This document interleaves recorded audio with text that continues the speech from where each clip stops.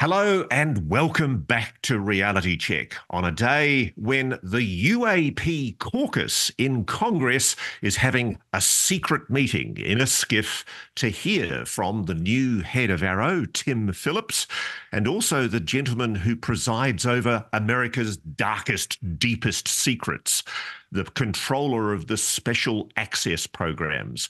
Both these gentlemen are being investigated and questioned by members of the UAP caucus in the House, who are asking, I hope, some curly questions about the UAP mystery. This is also a day, by the way, where intriguing documents have been released by the Department of Homeland Security revealing the existence of a proposed secret program called, tantalizingly, KONA BLUE. And it was a program that was hoped to be able to investigate a supposed reverse engineering program of alien spacecraft. It didn't happen, and a lot of people are saying, including Arrow, that nothing came of it. But can we believe them? Believe me, Reality Check will be chasing down that story like a dog on a bone. But first today, let me take you to another intriguing mystery. Just off the coast of Nova Scotia, Canada, there's a privately owned island that has been the centre of mystery and intrigue for hundreds of years. Oak Island was first settled by folk from Massachusetts after the mainland Chester area was settled in about 1761. In the early days, it was known as Smith Island, later Gloucester Island, and then in the late 17th century, it was 18th century, my apologies, it was Oak Island.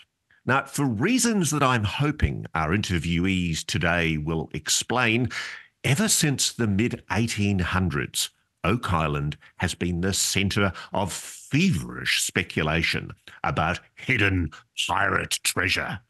And it's all about a settler called Daniel McGuinness, who in 1857 wrote a book that told the legend of the treasure of Oak Island for the very first time. And this beautiful piece of island real estate hasn't been the same since. There's claims of buried pirate treasure. There's even been claims that Francis Bacon might have buried some of the beautiful manuscripts of William Shakespeare's plays on the island. Heaven only knows why. But more intriguingly than that, if that doesn't tantalize your curiosity, there's also claims that the Ark of the Covenant, no less, may be buried there. Even more thrilling, and this is the part I love, there's also a curse on the treasure. It reportedly states that 7 men will die in the search for the treasure before it is found. So ever since the 1850s, different treasure hunters have scoured Oak Island hunting for the treasure. The most recent owners include a treasure hunter by the name of Dan Blankenship, who partnered with a company called Oak Island Tours run by David Tobias. That company dissolved, and in February 2019, a new partnership was formed with a company called the Michigan Group. This group included brothers Rick and Marty Lagina. Now, Rick and Marty are joining me now. Their History Channel show has followed the story of this now 226-year-old mystery. They've just wrapped up their incredibly 11th season. Come on, gentlemen, please tell me that after 11 seasons, the curse of Oak Island has finally found the treasure. You are the #1 non-fiction show on US cable TV. Rick and Marty Lagina, thank you for joining me. Tell me, why is the show so successful? Marty, I'm going to let you take that. No, I was going to tell you to take that. I'll have a go at it. Have a go. I think it's successful because it is genuinely real. My understanding from the cameramen we talked to is a lot of reality TV is only partially real. This thing is 100% real. they approached us. We didn't even want to be on TV. And so what we're doing, I think, resonates with people. That would be my answer. I think the thing, forgive me for interrupting there, but I think the thing that I started out researching when I looked at this show, you always hear these stories with these reality shows. There's even allegations that things sometimes get planted to make the show more interesting. But it really got me. One of the things that really got me was early in the program, you found a granite stone 90 feet down, what you call the money pit, and it was carved with peculiar symbols. There's a code on the stone, but one attempt to translate the stone says, quote, 40 feet below, 2 million pounds are buried. Now, how sure are you, for example, about claims that that stone carries such a code?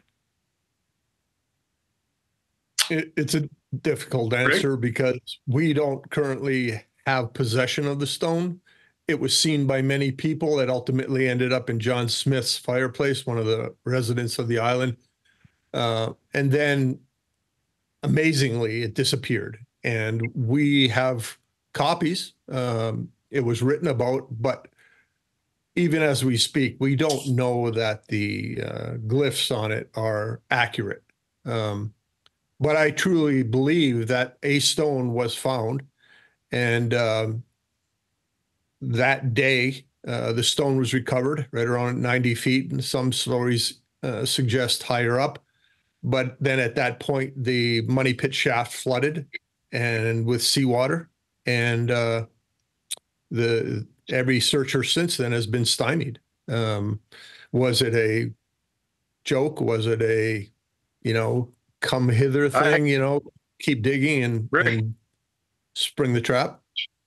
Yeah, I think based on our 10 years or 11 years out there, I think the most likely thing is that was a plant in order for people to keep digging in that very location, and it sure worked because shortly after that, some sort of flood mechanism was triggered.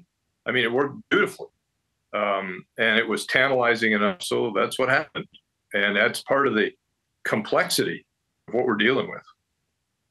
But gentlemen, can you help me here? I always thought pirates just hung around the Caribbean, or the Caribbean, as you Americans call them.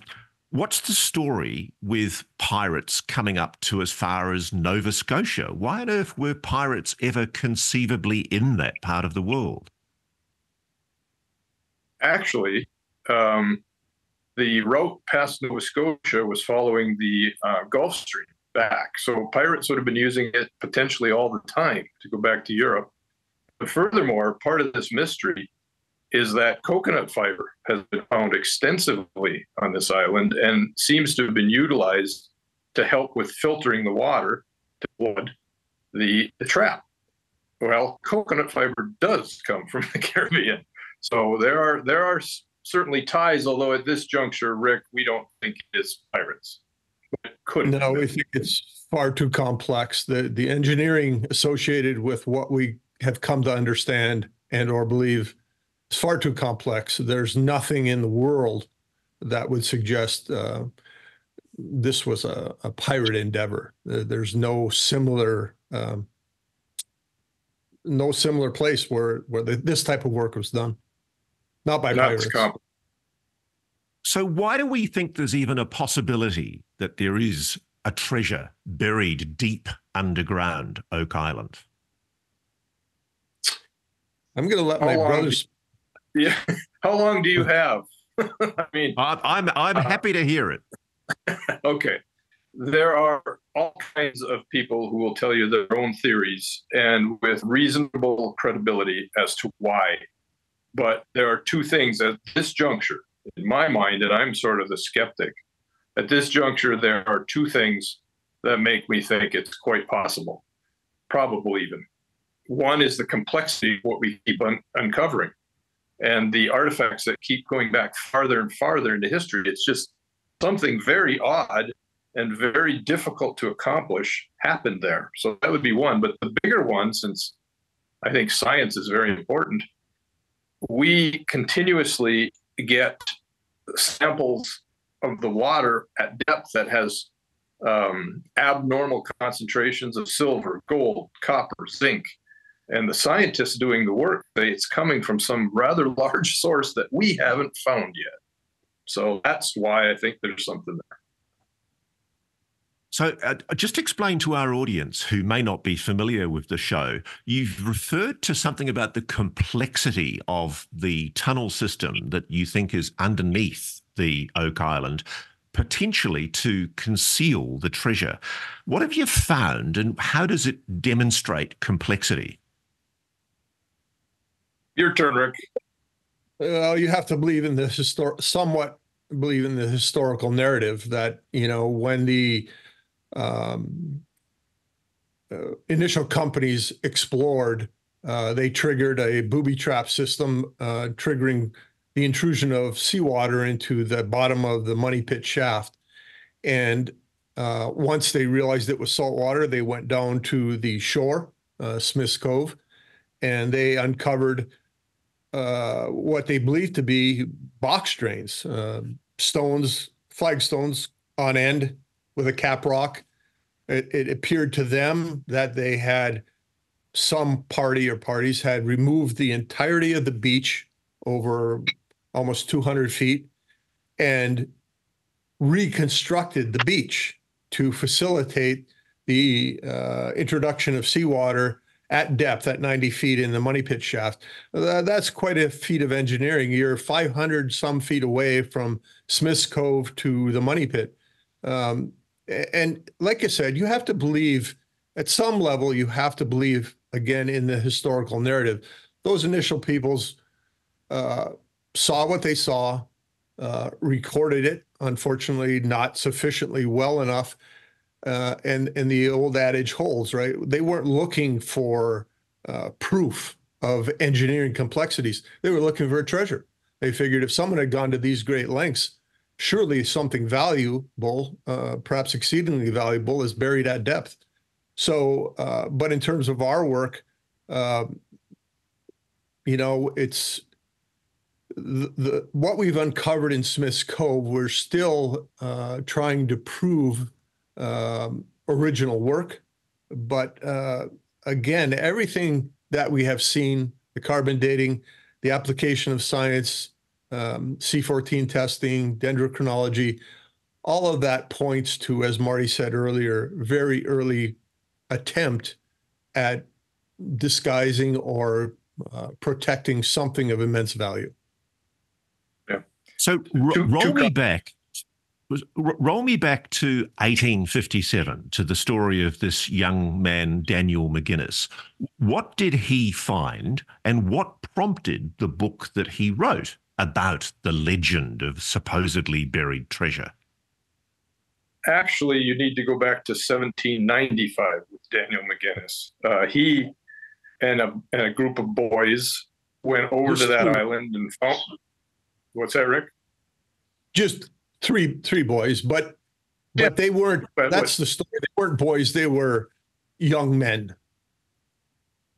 Right, but the point is, it started in 1795, and they came back at the turn of the century, and were convinced that they had uncovered something very substantial, and dug as far as they could, and then from there on it gets incredibly complicated, but all kinds of people have followed in their footsteps trying to uncover this.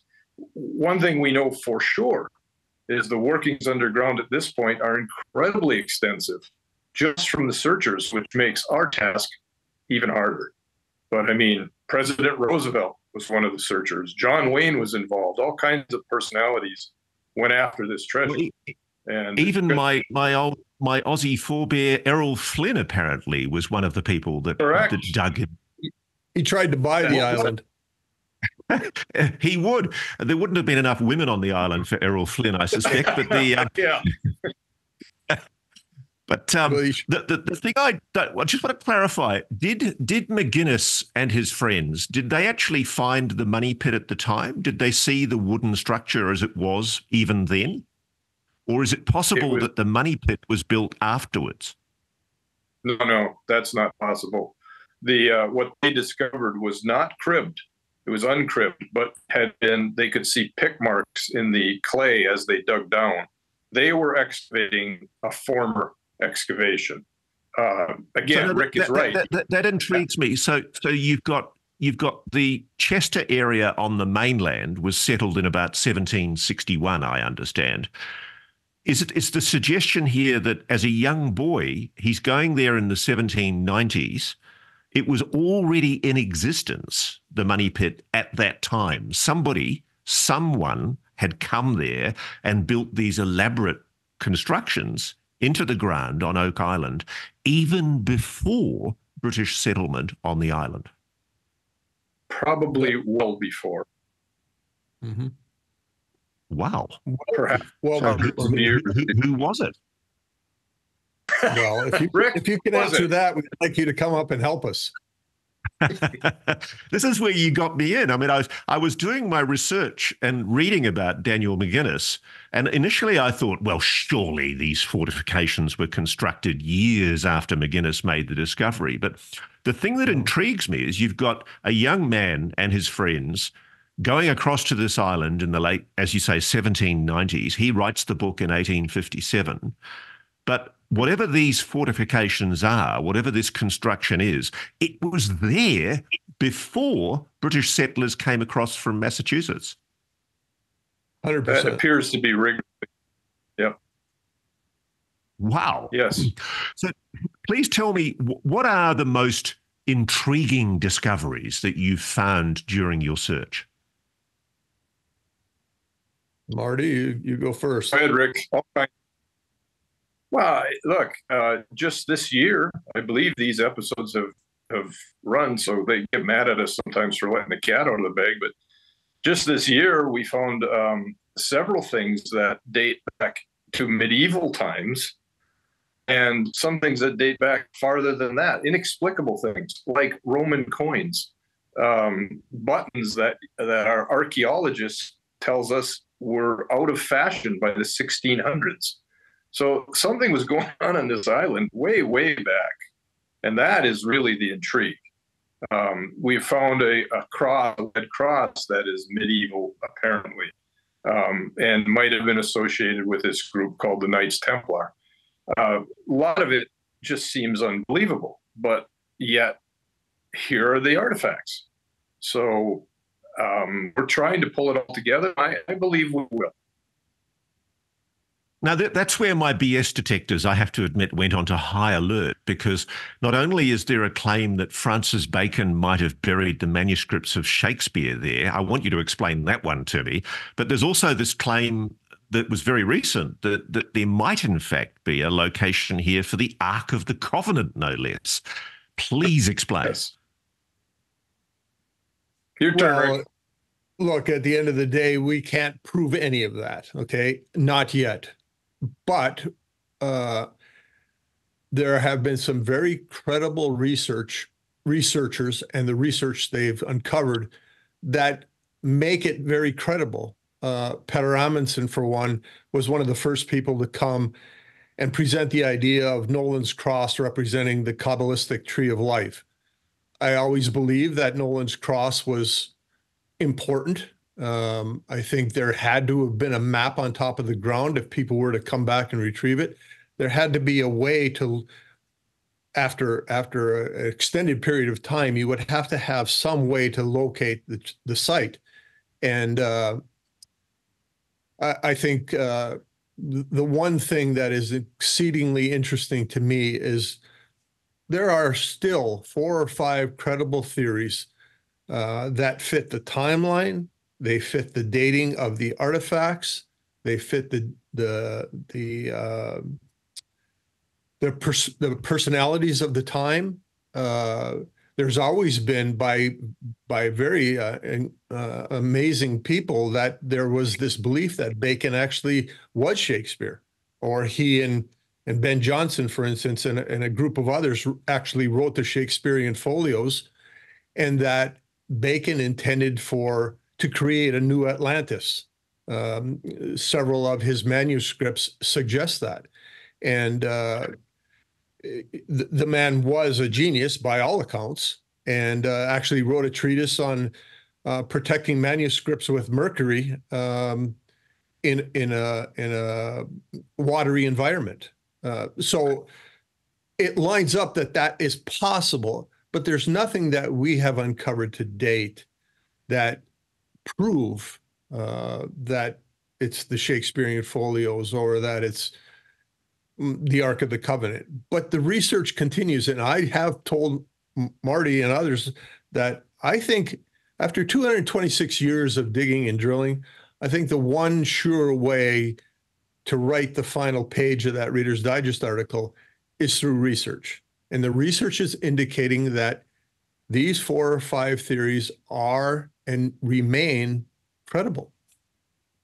See, but that's part of the story. Forgive me for interrupting, but that's part of the story. I'm so sorry. You speak first, my friend. No, it's okay. I just want this. It's why we're different, though, Rick and I. He wants to research this and figure it out that way. I want to dig. I want to dig and find it. But we have a different philosophy. But go ahead, interrupted. Part of the thing that intrigues me about the whole story, Rick, is, as I understand it, when you were a young boy, you read this Reader's Digest article that you're referring to, which told the story of Oak Island to you for the first time. I think you were sitting in the dentist or something, and that captured your imagination. Is that the correct story? It is. Their January 1965 Reader's Digest article. It was a story about Oak Island of 5.5 pages, I believe. And when I got to the last page, I was disappointed because I wanted to know, the answers. And came home and showed it to Marty. And, he can speak for himself, but I was fascinated. But as I have said many times, it wasn't like I said, okay, when I get to be older, I'm going to dedicate my life to this pursuit. That wasn't the case. I just wanted to know. I wanted the answers. Who doesn't love a good book? But you don't quit on the last chapter in a good book. You want to read the final page. And that's what we endeavor to do, write the final page. And as Marty said earlier, there's been some incredibly talented, smart, capable, almost visionary people associated with this search for 226 years. And like you, Ross, they were captivated by this story. And it's amazing how it tags into people. And you asked why the show was successful earlier, and I think it's exactly what Marty said, but there's one more component to it, and that is that it appeals to everyone on a different level. Sure, there's the treasure component. Then there's the search for real answers. Then there's a historical component. Then there's a science component. There's a technology component. There's a personality component because, as you said, even Errol Flynn was captivated by this place. Franklin Delano Roosevelt, we have a letter when he was on a battleship out in Mahone Bay, well, off of Mahone Bay. When the war started, he intended to come to the island to revisit it after he had been on the island as part of one of the initial searches. And he writes a letter, which we still have, and he says, I would love to come back to that romantic spot, but unfortunately, the world events have taken me away. Yeah, kind of busy right now. Yeah, so it's stunningly captivating, but it is for different people, different reasons why. Marty, what I quite like about the relationship between the two of you as brothers is, in the show, you're the kind of nerdy science guy who, just when I'm thinking, oh, this is just rubbish, you really are stretching my credibility here, you come in and you say, look, we've got to talk through the science here, and it's something that you constantly come back to. And I admire both of you for the honesty that you show in admitting that really there isn't a huge amount of evidence to support a lot of the broader conspiracies and theories that are attached to the Oak Island story. But you still constantly come back to the science, don't you, Marty? Absolutely. Thank you. I view that as a compliment. I am somewhat of a skeptic, and what I can believe in and what I spent my life believing in is hard science. And there has been just enough on Oak Island to keep us going. If there weren't, I would say to Rick, look, we're done. I mean, at least I'm done. But there is plenty, and there's more that has to be figured out. So yes, thank you for that observation. Rick is just as smarter probably, but he is much more of a romantic than I am. And so I think we make a good team. It's funny, what he's not saying here though in Australia, I'm so sorry, I'll let you talk. I apologize. Just a quick thing. What he's not saying though is if you were to plot, using science, if you were to plot Marty's belief in the Oak Island mystery on a bell-shaped curve, he started on the left side of the bell-shaped curve. He's no longer there. Right, Marty? That's absolutely true. I'm at least over the top, you know.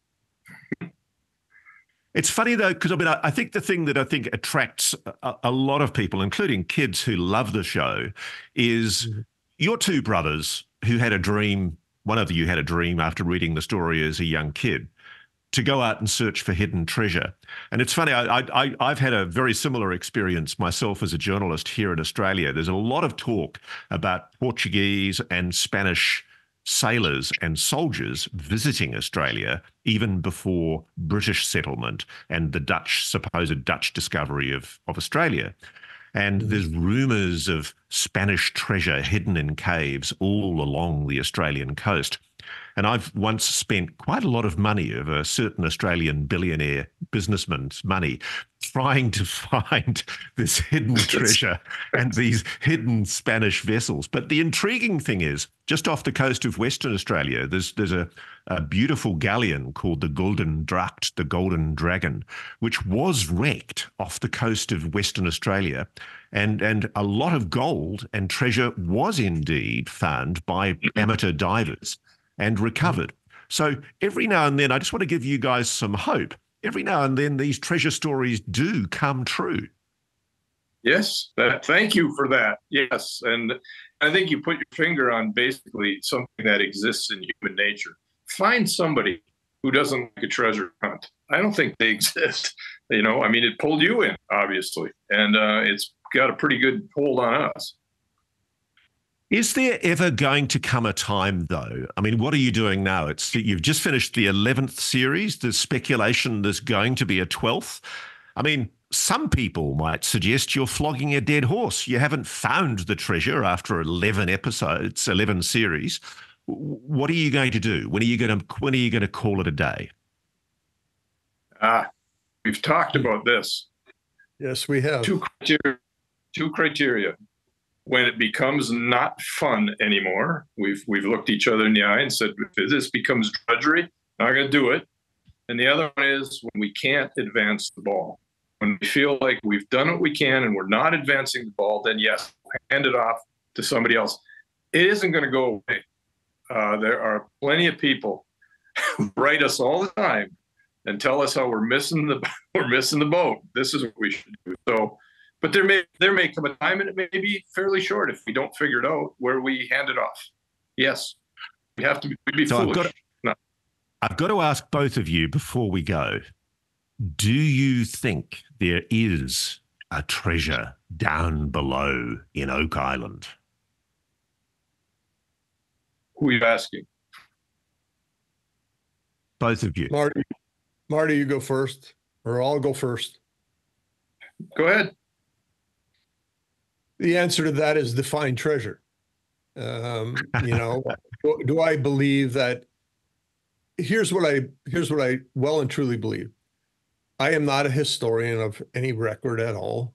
However, what I do know, what reading I have done, there's no place in the world where temporal wealth has been, if you accept the engineering that we believe was done on the island, and I do believe that,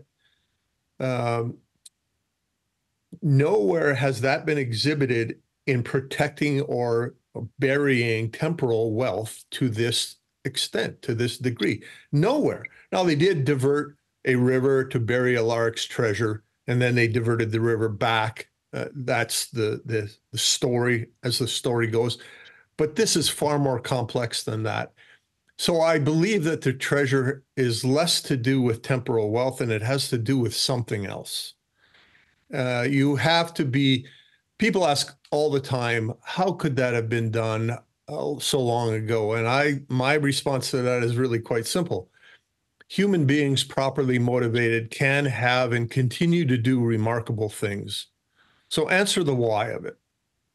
That's more important to me almost than finding the treasure.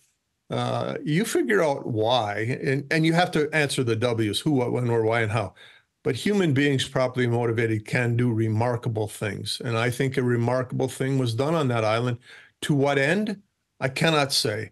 Is there something underground on Oak Island that was worth their time, their effort, their energy, their intellect? I believe there was. I believe it might still be there. Marty? As I said, I'm a lot more mercenary than him. Look, there's gold and silver in the water at abnormal levels.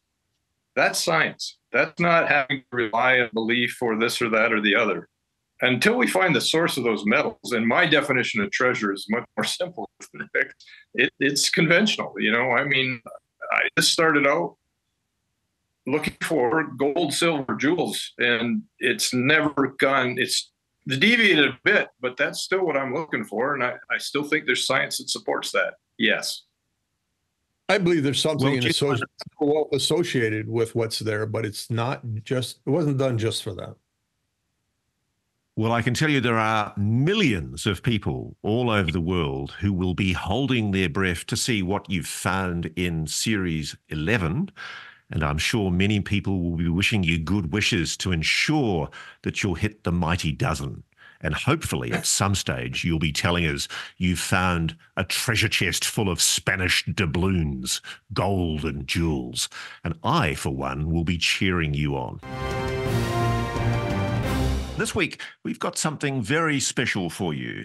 Brandon Fugal, the owner of the extraordinary Skinwalker Ranch. And if you don't know anything about this ranch, 3 hours southeast of Salt Lake City, Utah, USA, there's a 500-acre region of ground, which is probably the most scientifically investigated place on Earth. It's also an alleged paranormal hotspot, seen for all manner of weird, high strangeness, paranormal, anomalous, and UAP UFO activities. Skinwalker Ranch sits in a region known as the Uinta Basin, a territory rich with Native American history and myth. The Skinwalker Ranch name is derived from a shape-shifting character from Navajo tribal folklore. And among the Navajo, skinwalkers are like werewolves, evil witches that can transform themselves into any shape they like. Now, Skinwalker Ranch is actually 400 miles north, I understand, of the Navajo Nation in the territory of the Ute people. But the paranormal suspicions behind the Skinwalker myth are very well respected in that country. Now, my friend George Knapp, journalist from Las Vegas, wrote a brilliant book about this mysterious ranch called Hunt for the Skinwalker. And he tells in his book how soon after European settlers arrived, they started seeing mysterious things in the sky.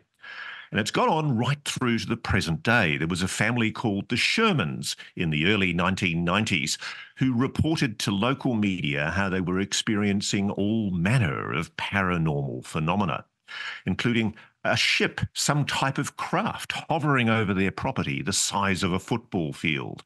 They also reported shooting to no effect a gigantic wolf that was 3 times the size of a normal wolf. And it just loped away, apparently showing no effect from the shots. There were also distressing cattle mutilations, cows found dead with surgically precise excisions, internal organs removed, but no blood and no sign anywhere of human mischief. In 1997, an aerospace entrepreneur, Robert Bigelow, bought the ranch, and he resourced a massive scientific investigation through a body he created called the National Institute for Discovery Science. And in around about 2007, this is actually the origin of the investigations by the Pentagon into what became ATIP or ORSAP, the code-named programs that were essentially investigating not just the paranormal phenomena at Skinwalker Ranch, but a whole range of paranormal and anomalous phenomena. And that prompted what became the New York Times story in 2017. So much of the mystery began at Skinwalker. Now, as it happens, we have Brandon Fugal here today, and not only is he an extraordinarily successful, prominent businessman in the Utah region, he's the chairman of the Colliers investment and real estate firm, he's also somebody who's got an admitted interest in the paranormal, the anomalous, and the weird world of high strangeness. Brandon Fugal, welcome to Reality Check. Can you tell me, sir, what have you adduced in this magnificent TV program, which I think is now coming up to its 5th season, after 5 series of Skinwalker Ranch? What have you found? I think the show is called The Secret of Skinwalker Ranch. What can you tell me about the scientific research that you've done at Skinwalker? Are you a believer? I am not a believer, Ross. I'm an experiencer. I cannot deny that which I have seen with my own eyes, with witnesses at my side, and that which we have hard data evidencing the reality of the phenomena there at Skinwalker Ranch, this most scientifically studied paranormal hotspot on the planet. And it is quite a privilege to be unveiling this coming week on Tuesday on the History Channel, 9 Central, the latest series of discoveries, observations, and events that have taken place over the course of this last year that continue to underscore not only the reality of the phenomena and the fact that we are not alone in the universe, but that there are things happening in our airspace, in our world, that defy our current understanding of physics and reality itself. So we are tackling topics that I believe have been addressed for thousands of years, since the beginning of time. People have asked, where did we come from? Why are we here? Where are we going? Are we alone in the universe? What is the nature of reality? And I believe our scientific investigation at Skinwalker Ranch may actually hold the answers to some of those time-honored questions that have been on people's minds since the beginning. When I was doing my research for this show, I spoke to one of your esteemed colleagues. I won't say who it was, but he actually said to me, when I asked him, what should I ask you about? He said, ask Brandon if it's real. Ask Brandon if it's real, because all we cop all the time is the accusation that we fake this stuff, that this is all nonsense, that this is fakery, that we're planting stuff, that this is all made up. Is it? Good question. Absolutely. One of the key points of not only consideration, but key contractual items I have had in place with the History Channel and A&E Network is that nothing can be faked, manipulated, or contrived relative to the documentary series that is unfolding. We are a data-driven investigation. My principal investigator and chief scientist, Eric Bard, often says we are not led by an inherited narrative, but we are led by the data. And by using the scientific method and a team of multidisciplinary experts and professionals, we are truly documenting the reality of the phenomena in the most dynamic way for the first time, and presenting it in a very transparent way to the public. So, Brandon, let's talk about your experience. As you say, you're not a believer, you're an experiencer. You've seen hard empirical data with your own eyes. What did you see? Absolutely. I purchased the property from the elusive billionaire, Robert Bigelow, of Bigelow Aerospace, back in April of 2016. And I purchased the property as an open-minded skeptic, but one who had never seen a UFO, ghost, orb, or anything of the sort. And I truly believed that there was a natural, prosaic explanation for what had been reported on this property for decades, if not millennia. The first 6 months of my ownership were marked by really no unusual activity that I could observe. I was flying into my helicopter periodically to be briefed by my team as they were documenting the property and studying the property. And every time that I visited, all that I saw was a very peaceful, strikingly beautiful landscape. You know, you have a Red Rock Mesa Plateau that runs the entire expanse of the property with cave systems. You have old pioneer homesteads that are a haunting part of the landscape there. You have waterways that snake through the property. It is a very, very interesting backdrop for this investigation. But I didn't see anything or even feel anything even slightly unusual or out of the ordinary. Well, that all changed for me on October 14th, 2016, when I was hosting some dignitaries, visitors who came to the property, and everything went crazy. We witnessed everything from rapid battery depletion with our smartphones to electromagnetic anomalies, equipment malfunction, even acute medical episodes. One individual who was attending security, a 6'6" hulk of a man, was rendered catatonic in the middle of the visit and experienced what can only be described as missing time. But later that afternoon, on October 14th, as we were traveling back to the security trailer to retrieve our phones after having them charged for several hours, an individual in the back seat right behind me in my open-air Polaris Ranger UTV that we were driving across the property started yelling to stop the vehicle. He was waving his hands in the air. And as I brought the vehicle to an abrupt stop and looked to where he was pointing, all of us saw above the mesa right in front of us what can only be described as a flying saucer. It was a 40 to 50 foot long silver grayish disc-like object that appeared hovering about 100 feet above the Mesa Plateau, which for generations has been referred to as Skinwalker Ridge. That's where the property derives its name. This object, which was appearing very solid, it had a kind of a reflective quality off of one side where the sun appeared to be glinting off of it. Within seconds, changed position in the blink of an eye. Moved 50 feet to the left. Within seconds after that, it dropped to a low hover above the mesa. And much to our astonishment, seconds later, darted to the right and was ultimately gone. And the whole episode lasted about 20 seconds, but left us not only astonished, but changed us. It transformed us from being skeptics to experiencers. And from that moment forward, I devoted the resources, the personnel, and the focus to begin documenting and studying the nature of the phenomena happening at Skinwalker Ranch.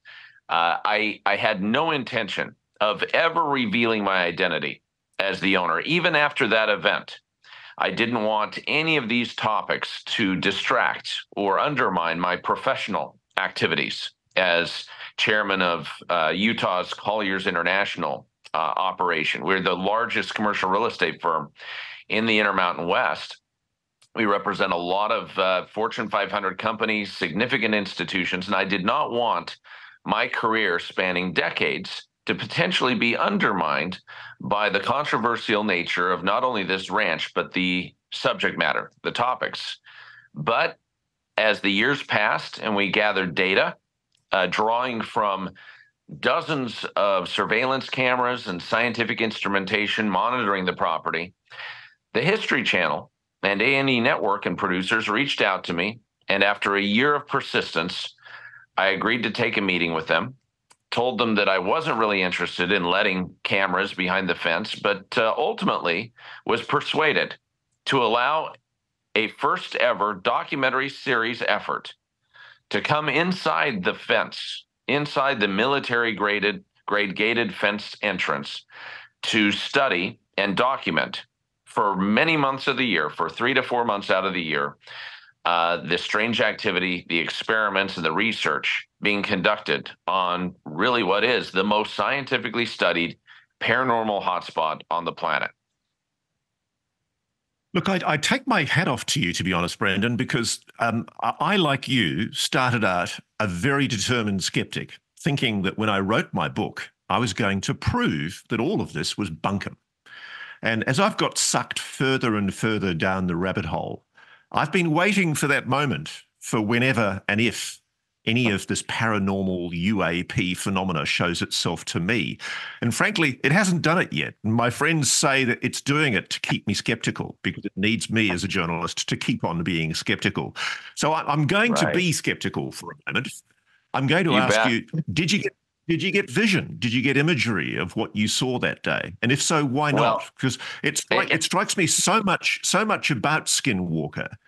Often you hear these incredible stories. I think Eric Davis, the physicist who's a mutual friend of ours, he's described how he was up one night, late at night, 2:30 in the morning, and he described seeing a portal open in the air. Right. And this gigantic creature, a humanoid creature, steps out of this portal and comes out into the ranch and lopes off. It sounds like something out of a horror movie. But this, I mean, I respect and admire Dr. Davis. He's not somebody who makes things up, and neither are you. Is the problem? I have so much to lose. There is so much liability in even going public with these topics. And to answer your question, our smartphones were unfortunately drained before, prior to the UFO sighting, and we'd put them back at the security trailer to be charged. We were going back to retrieve them when the UFO, when the grayish, silverish object appeared above the Mesa Plateau and proceeded to maneuver for a period of about 20 seconds. But I will note that on our series, we have captured unidentified aerial phenomena and objects of unknown origin on many occasions. In fact, this past year in season 4, we capture what can only be described as a transmedium unidentified aerial object or phenomena that not only dropped down, we captured it descending from the sky via a camera on my helicopter that was conducting an exercise, but it not only entered the mesa from the top, but it exited right below the helicopter. And the whole sequence of events and the spectrum analyzer that was registering strange readings and a host of other things added validity to that event. We've also captured on the surveillance cameras, even the trail cameras that are motion sensor activated on the property, strange objects of unknown origin. You couple with that the fact that acute medical episodes, electromagnetic anomalies, and other equipment malfunctions tend to correlate or accompany these sightings that have been documented. And it leaves a trail of hard data, coming from a series. Whoops. I'm back with you. Sorry about that. Are we back? No, I think the electromagnetic anomalies were having a bit of a joke with us. They maybe the tricksters followed you all the way back to Salt Lake City, Brandon.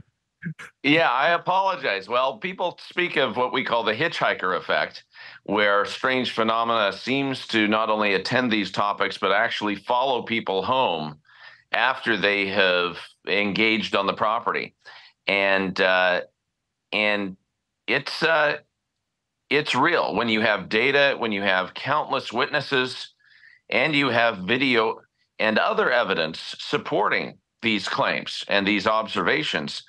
It really does underscore the fact that these topics need to be taken more seriously, and the public has a right to know the reality of what is happening, not only in our airspace, but in our world and our reality. I couldn't agree with you more. I mean, you and I are on the same track on this. And the thing I find bewildering about the debunkers, the splenetic, ranting debunkers who attack you guys, is that as far as I can see, you are doing what they often accuse all of us of not doing, which is gathering empirical data, trying to scientifically assess and measure and analyze and investigate. Does it frustrate you that you're not taken seriously? It does. It's frustrating, especially when you take into account that we bring in objective, third-party experts. We bring in at every turn third-party subject matter experts, professionals, scientists, engineers that participate in the experiments. I mean, we're talking about the world's leading experts in everything from ground-penetrating radar to LiDAR studies to those who are really the most qualified when it comes to testing the environment and the conditions. We've also brought in a number of different scientific platforms. I mean, even the world's largest drone operator, Sky Elements, and others have come onto the property in service to being part of the experiments and research to help us understand not only what is happening above the property, but potentially below. Well, that brings me to the next question, which is, it's quite clear, Brian, your colleague and I think your old Mormon friend, Brian Arnold, he's talked about how digging into the property is one of the most dangerous things perceptively that you can do. There was that terrible time when one of your staff suffered a horrible, I think it was Thomas Winterton, your security manager. He suffered a terrible swelling in his head that saw him hospitalized after they began digging into the ground. And I think on another occasion when Travis Taylor was opening a porthole into the ground, something similar happened. He was overcome by some kind of fumes or compounds. Well, actually, he ended up sustaining radiation burns. He was suddenly exposed to radiation. Yeah, there was radiation, and it ended up going to the hospital. And as you'd mentioned, Thomas Winterton ended up in the hospital for a week with life-threatening illness that remains to this day unexplained. The only explanation that could be provided relative to his injuries that were sustained in connection with his work on the property, some digging activity where he was disturbing the earth, is that the back of his skull was irradiated. And we've had countless other incidents, even cardiac incidents on the property that have unfortunately correlated or coincided with digging activity or other experimental research activity being conducted. So the ranch is not to be taken lightly. We counsel all those who come and visit the property in any capacity, whether it be the scientists, the engineers, the professionals that are participating, that they prepare themselves spiritually. Regardless of whatever religious tradition or not, we ask them to enter the property with the spirit of reverence and humility, for we are dealing with phenomena that is unexplained, that has command over the environment, and obviously based on some of the data and evidence that we have collected, it has the ability to discern your intention or the attitude that one brings. Those who bring an adversarial or a negative attitude to the property often are rendered immobilized, are the most injured in the course of not only participating on the property, but even just entering the property. So it's important to note that this is a very sensitive scientific investigation that runs year-round, 24/7, 365 days a year. But there is also a liability issue here due to the danger. Those who enter having to sign liability waivers and recognizing that there are certain risks. I will never allow my own children to set foot on this property simply because I know we are dealing with forces, some which appear to be malevolent with negative intent, that are somehow interacting with our environment and our world. So this is mind-blowing, Brandon. What you are describing to me is a non-human intelligence. aren't you? Well, we don't know the origin or the agenda associated with the activity at Skinwalker Ranch. We believe, based on the data, that there is a diversity of origins and agendas, that there is most likely not one single point of origin or type of entity or intelligence that we're interacting with. I mean, people ask me all the time, is it aliens? Is it beings from other worlds? Or is it multidimensional or interdimensional phenomena? Or is it spiritual? Is it spiritual in nature, angels and demons, of religious and historical tradition? And the best answer I can provide, Ross, is that it is most likely D, all the above. That what we're seeing is really a diversity of agendas and origins that for some reason converge on this property and have made Skinwalker Ranch a center of gravity for studying the phenomena. Perhaps there's a portal, a stargate, or a wormhole to other worlds or other dimensions on this property. Based on the data, it appears there's something definitely in the environment that is beyond description. Now, before the audience watching this think that we've both taken leave of our senses and that we've been reading far too many good science fiction novels, I want to explain the significance of a Defense Intelligence Agency organization investigation, which basically began a very thorough investigation into Skinwalker Ranch and associated paranormal phenomena. I think back in 2007, Senator Harry Reid, with the support of a couple of other colleagues in the Senate, he helped secure some funding through the Defense Intelligence Agency and then through the Pentagon for what became known as, I think, the ORSAP program. The splenetic ranting debunkers tie themselves up in knots trying to prove that this was all nonsense. But the simple fact is there was a Defense Intelligence Agency program funded millions of dollars to investigate this phenomena. And the story I love most of all is Jim Lakatsky. I think you've met him since, but he was a super sort of senior physicist inside the Department of Defense. He's brought out to the ranch. And in George Knapp's book, he describes how this skeptic was demonstrated within seconds of his arrival, something equivalent to the kind of tubular bells three-dimensional image that appears on Mike Oldfield's album, the Tubular Bells album. It manifested itself in front of him in the security room at Skinwalker. Do you know this story and do you believe it? Yeah, the event actually occurred in the ranch house. Not at the security room. It was actually in the ranch house, or what we call Homestead 1. I am familiar with the account. In fact, we've had others that have observed strange phenomena in that same place or region of that old historic structure that is well over 100 years old on the property.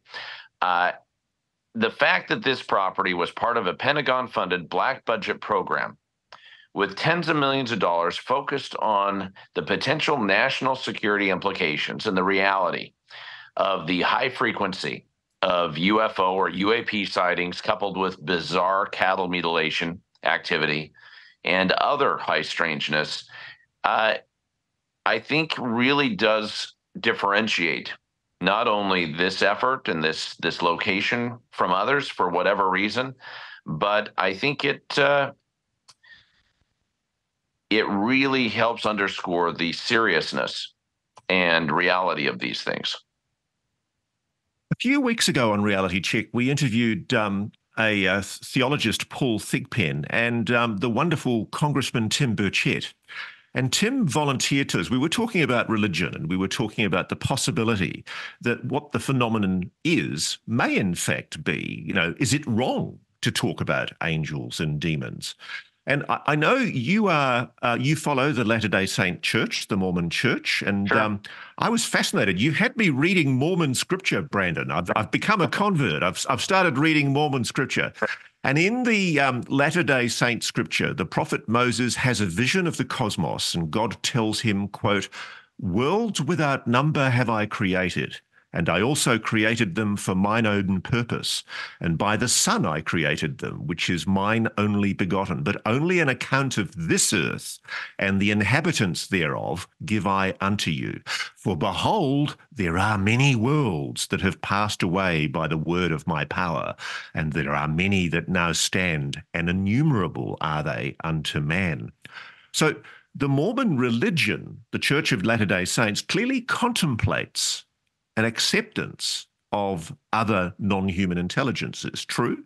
Yeah, sure. The Church of Jesus Christ of Latter-day Saints, which I belong to, and I had the privilege of serving as a missionary for my faith back in 1992 to 94, between the ages of 19 to 21, is unique in that it teaches that and acknowledges that there are worlds without number, that we are not alone in the universe.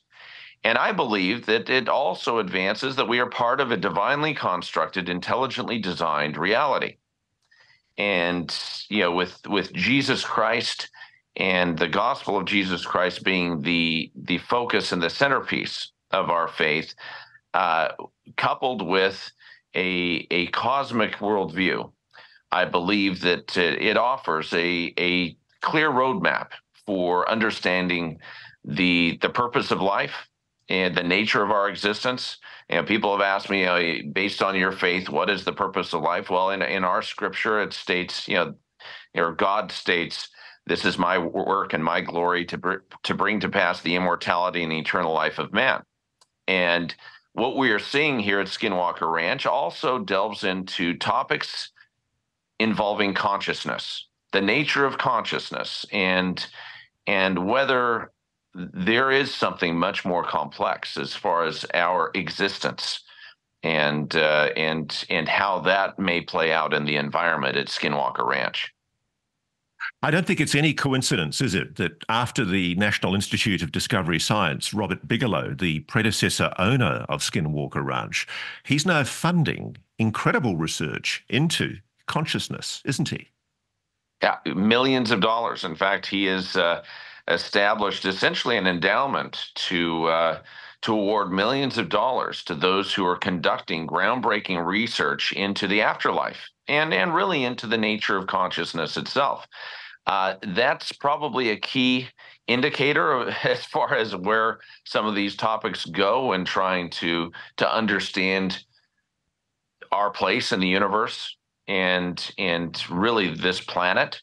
The fact that we appear to be monitored by beings, by intelligence of unknown origin that has command over space, time, has command over technology and equipment. I mean, we've seen at Skinwalker Ranch closed, very, very complex scientific devices and computing systems manipulated instantaneously, closed systems that have been malfunctioning and also completely reprogrammed, resulting in some very, very disturbing events on the property. And everything from astronomers, we had the Salt Lake Astronomical Society professionals out, as well as I mentioned earlier, the largest drone operator in the world, which is Sky Elements, that has deployed more drones, instrumented drones in service to understanding what is happening above the property. And you're going to see, as the season unfolds and we reveal the most recent events at Skinwalker Ranch in season 5 of The Secret of Skinwalker Ranch, starting this next week, some of the most, I think, terrifying incidents that have ever been reported, if not documented, and some new insights and discoveries.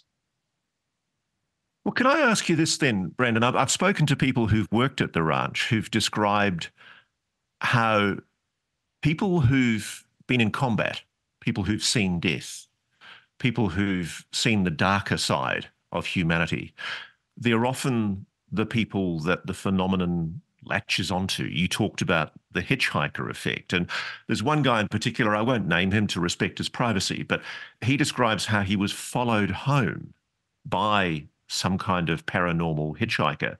And his wife and family witnessed what could only be described as a kind of a werewolf creature in the front garden, looking up at the house. It does beg the question to me, is this phenomenon something that we should be investigating? I can hear in my head religious people, Tim Burchett might be one of them, saying these are demons, these are evil. Has it ever crossed your mind that you might be dealing with something that's malevolent, evil, that doesn't want to be investigated?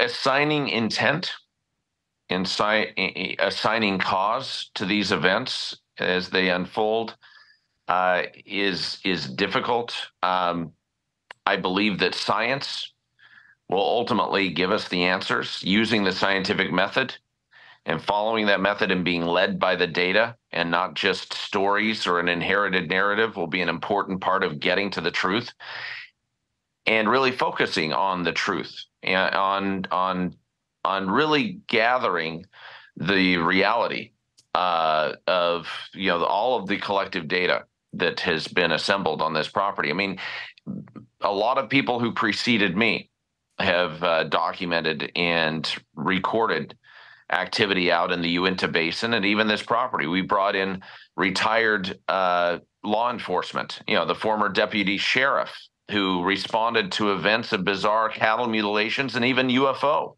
activity on this particular property going back in the 1980s. This is preceding the Shermans who sold it to Robert Bigelow. I mean, this is back when this property wasn't on anyone's radar. Wasn't the topic of any news story, but was experiencing and reporting strange activity that continues to this day. And we consider it a privilege to be involved with this. I consider my ownership a stewardship. I don't really look at myself as the owner, but rather the steward of this property. I believe I've been given a responsibility to conduct myself and to direct my team to address these topics with reverence, with the right type of professionalism and approach. And I believe that the public has a right to know, and that we as human beings on this planet are ready to explore the next frontier. And the next frontier, I believe, is really identifying and understanding the nature of reality of it itself and whether we truly are alone in the universe. What is our role in the cosmos? Now, Brandon, you're very kind with your time, and I'm really keen to keep you on just for a couple more questions if possible. So please tell me if you do have to bolt. No, but fire away. One thing I'm really interested in drawing you on is eminent domain. One of the arguments that came up during the debate about the Schumer legislation in Congress last year, one of the reasons why there was opposition to the Schumer legislation that would have allowed for greater protection for people coming forward, whistleblowers coming forward with evidence of an alleged legacy retrieval reverse engineering program. One of the objections that came up was that the legislation imposed eminent domain. And I know one of your colleagues, Travis Taylor, has been quite outspoken in expressing his opposition to the eminent domain. And he kind of got slapped down about it, but the lawyer in me kind of agrees with him, to be perfectly honest. I found it worrying that the state felt that it had the right to confiscate any technology that might have been recovered. And I guess this would include Skinwalker Ranch as well, because presumably any evidence. Yeah, that would include any evidence or data. And I don't think people understand the consequences of giving that much power and overreach to government authorities to just immediately sweep in. I believe that our best chance of seeing real disclosure and advancement relative to these frontier topics is going to come from the private sector, because for decades, I mean, for likely the last 70, 80 years, there has been an active disinformation campaign to discredit those who've been involved with these topics. And I believe that the truth associated with these topics, especially or specifically within government channels, within the public sector, I don't believe any of that will come forward, regardless of congressional hearings, FOIA requests, or anything of the sort. I believe that the private sector has the best chance of bringing this forward, and I'd hate to see some overreaching, over-aggressive, eminent domain clause that would render a privately funded investigation like mine not only completely terminated, but any evidence associated with that investigation to be sequestered off into some program that will never see the light of day. We've already heard numerous accounts where that has occurred in the past.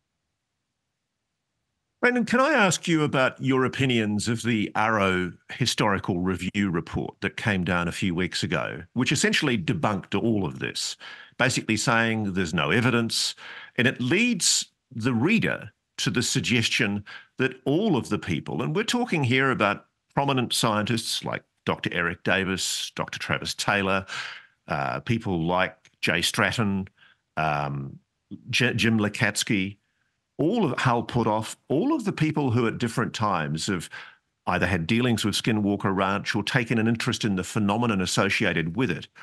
What do you say to the notion that is being pushed, I think, quite mischievously by the Pentagon, by the Arrow office, through the auspices of Dr. Sean Kirkpatrick, pushing this line that this is just a whimsy, that these are people who should not be taken seriously, that they've misled us, led us by the nose into spending millions of dollars of taxpayers' money in what is some kind of counterintelligence disinformation operation?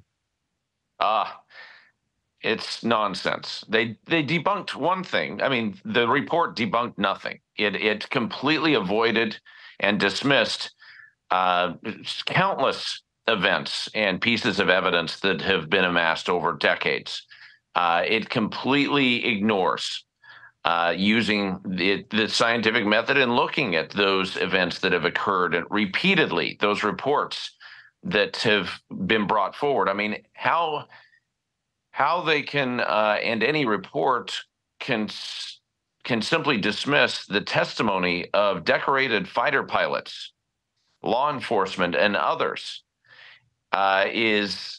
it's amusing to me, but it's no surprise. It shouldn't come as any surprise. As I was mentioning earlier, if anyone believes that disclosure is going to come through those channels, they are ignorant because the military-industrial complex and forces that have been behind suppressing the evidence relative to the reality of the phenomena have been busy at work for a long time, and they have everything to lose. There is nothing to be gained by any of those entities by having these things disclosed to the general public. I don't believe that the secret keepers and those who profit from controlling material related to these topics have any motivation whatsoever. And I think that again, the best hope is the private sector, which has always been the case. I mean, it's not that you see most cutting edge innovation or big thinking coming from the government. When did we ever think that our greatest discoveries would come through the federal government or the answers? I think even though it plays an important role, we have to look other places, unfortunately. I know in the series, you sometimes make reference to the idea that you are being observed, that it appears that there are sometimes defense military helicopters taking a close interest in the site. Have you had anyone from government, military, defense aerospace intimidate you, threaten you, try and shut you down? It isn't just an idea or speculation. It's an absolute fact that we've experienced covert military activity in conjunction with our experiments and research over the property. When you have a Black Hawk helicopter, an unmarked Black Hawk helicopter that is not transponding, that descends and hovers right over the property at low altitude, while we have a guidance in effect because of rocketry and other things that we have clearance in the area to conduct, that would divert any air traffic to other locations. But we see for example, Black Hawk helicopters, Army Chinook special ops helicopters, other military aircraft that are monitoring us. I would say that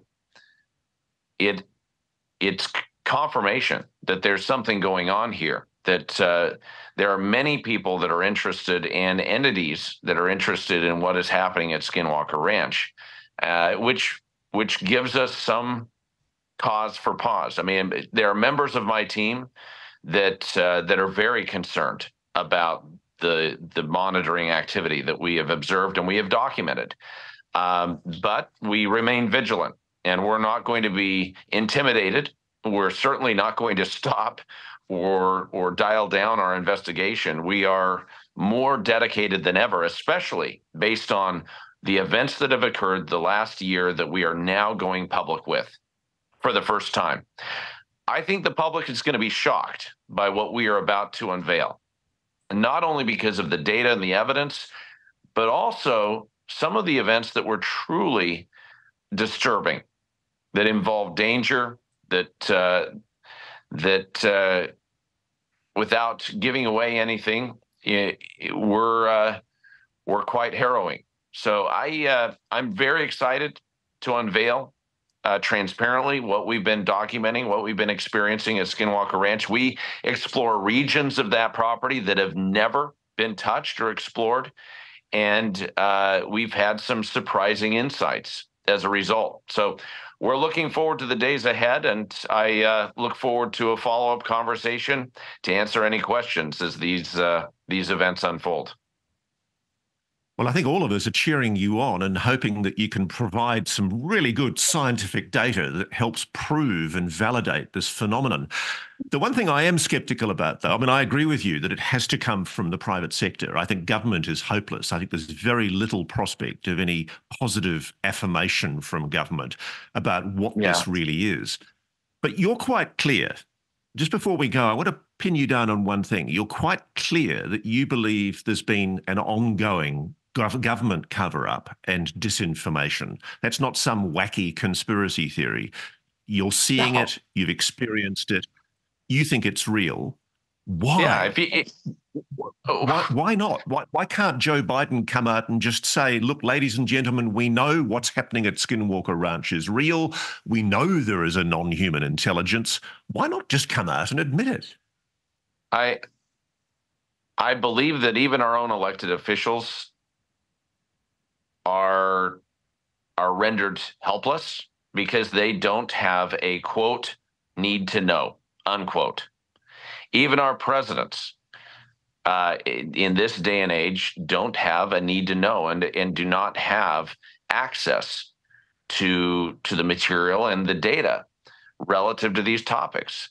Anyone who does their due diligence and thoughtfully reviews all of the historical data that has been pulled together, and there are a lot of people, a lot of historians, a lot of researchers that have done the heavy lifting, that have the receipts, that have been able to document the reality of not only government involvement and cover-up, but the fact that it continues to this day, that there is an active effort to discredit those, whether they be pilots, military personnel, law enforcement. I mean, there is an active effort to, I believe, suppress a lot of this information. I mean, I've met with countless pilots that have had experiences, firsthand experiences relative to UFO activity in our airspace that are terrified to go public because they don't want to lose their jobs. They don't want to come under any scrutiny. There is such a negative stigma associated with these topics, and it's all been programmed. It's all part of a very methodical, well-crafted, and well-funded disinformation campaign that has involved the media and really even members of the private sector for a very, very long time. Well, I, for one, sir, applaud your courage, especially from your position in business as a prominent businessman with Colliers International, dealing with corporate clients. Clearly, it's not damaging your business. In fact, I suspect it's elevating your profile, and hopefully, in the long run, it's going to lead to some kind of vindication. Brandon Fugal, thank you so much for speaking to Reality Check, and we're looking forward to this new series of the show and hoping that we get some fascinating adventures along the way. Look forward to unveiling our discoveries and appreciate your support. Look forward to the days ahead. Take care. Good to talk to you, sir. Thank you. Well, I hope you enjoyed that conversation with Brandon Fugal as much as I did. It's intriguing that a businessman like him, with the risks that he's taking with his reputation, is putting his reputation on the line to do what he's doing, which is, after all, good data-driven empirical scientific investigation. Good on him for doing it.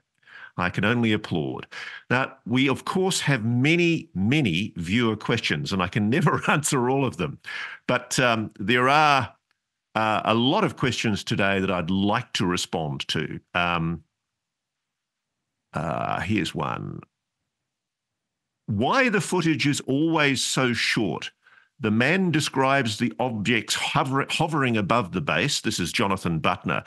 This is all in reference to Jonathan Butner, the witness we interviewed for Reality Check last week, talking about what he saw all over Langley Air Force Base. Anomalous orange orb objects hovering over one of our most sensitive Air Force bases on the eastern coast of the US.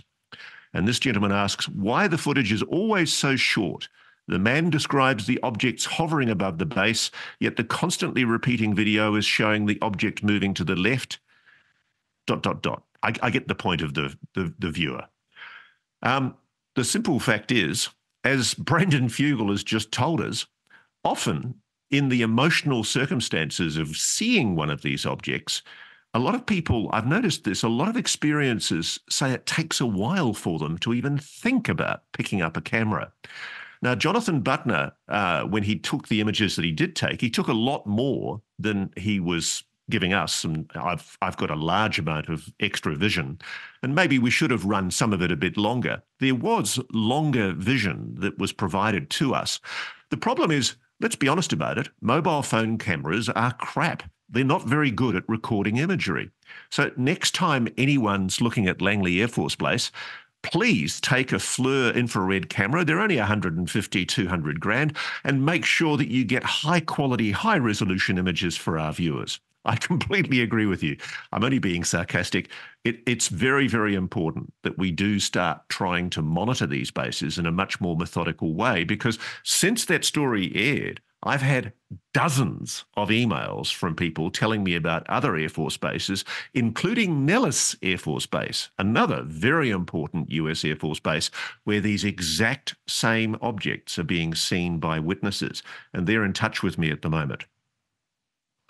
Next question. Even though this isn't an admission of a retrieval, reading between the lines, an event must have occurred to justify the work of putting a program together and allocating a budget. And I think that's in reference to the recent KONA BLUE revelations. KONA BLUE are documents. It's not a Hyundai. In Australia, a KONA is a Hyundai car. So it's quite funny when people start talking about KONA BLUE, we immediately start thinking about Hyundais. But no, KONA BLUE was a top secret code name for a proposed special access program, which was going to be a secret program involved in researching and monitoring anomalous phenomena, including UAPs, UFOs.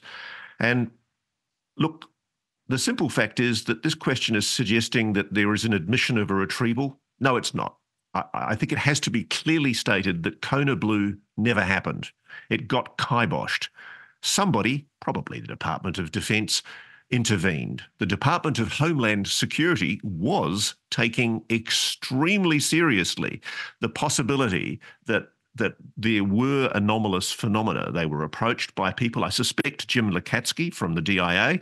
I'm not sure for certain, but they were approached by people and they took it very, very seriously. There was a briefing given in a skiff, and frankly, they were convinced enough to consider allocating the money. But for some reason, the program got axed. Now, as Brandon Fugal's just told us, we really shouldn't be holding our breath waiting for government to do much more funding of this kind of research. There are very clever scientists out there, and let's be honest about it, most of them are in the private sector. That's where the money is. Let's use those scientists. Let's not be shy about it. Ross, what happened with those whistleblowers you personally know in these programs that you talked about 11 months ago, the ones that you've said have been hands-on with alien crafts? When will you bring one of these people on the show? Watch this space. I'm afraid, guys, you're just going to have to be patient. As I keep on saying, yes, there are whistleblowers, and yes, there are people going through the Defence Office pre-publication security review process, and yes, hopefully, at some stage, these people will have the courage to feel okay about coming forward. But when you see the disgraceful way that the Defence Department has tried to shaft any effort to take this seriously, can you blame whistleblowers for being nervous about coming forward? When you see the way that David Grush has been the subject of quite disgraceful attacks on his credibility, on his reputation, on his mental state, it's just appalling. I don't blame whistleblowers for being scared about coming forward. And in fact, sometimes I've actually discouraged people from doing it because you know they're going to get shafted. You know that they're going to lose their job. I've encouraged people to speak to Senate investigators, to House investigators, to give their evidence in confidence to the Congress. Frankly, that doesn't seem to be going anywhere at the moment. But what I can tell you, without giving away too much, is Congress is taking this very seriously, a lot more seriously than is being publicly disclosed. There is a willingness to engage. They want to see the evidence. And if you are a whistleblower, feel free about approaching me. I'm very happy to pass you on to the right people. And hopefully, at some stage, just to appease our angry viewer, at some stage, hopefully, these whistleblowers will feel okay about coming forward. But I do want to caution, this isn't entertainment. This isn't some reality show making up for your entertainment. These are courageous public servants who are making a very hard decision about whether they come forward to reveal a secret about what I believe is the biggest story in human history. And frankly, I don't give a flying fig if people think it's all nonsense, if they try and dismiss it and say it's all BS. Go and have a rant about it. Sit in a corner and rant and steam and fume. We're going to keep on digging, and we're going to get the answers. Thank you so much for joining me again on Reality Check. I hope you enjoyed Brandon Fugal. See you next week.